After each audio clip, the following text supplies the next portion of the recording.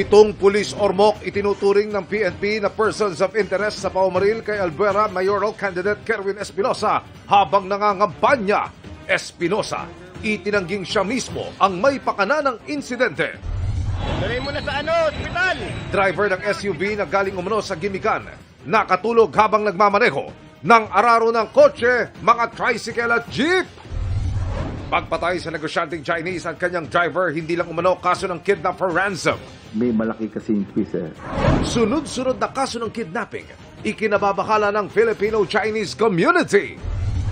Matapos ipakontempt si Ambassador Marcos Lacanilao sa pagdinig ukol sa pag-aresto kay dating Pangulong Duterte, Senate President Cheese Escudero, sinabihan si Senadora Amy Marcos na huwag gamitin ng Senado para sa kanyang pansariling politikal na interes.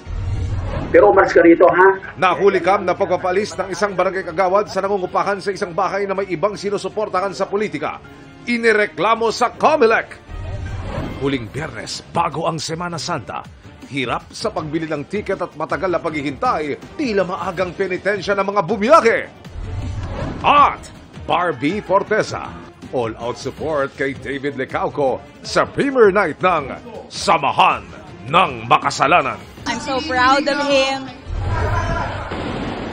This is Philippine culture.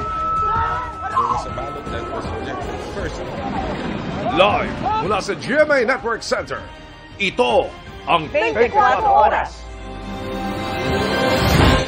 Magandang gabi, Luzon, Visayas at Mindanao.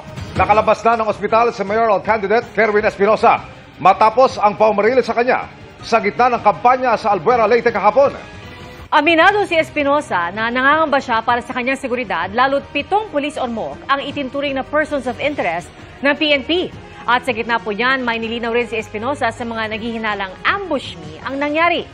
Nakatutukla si Ian Cruz. Ian?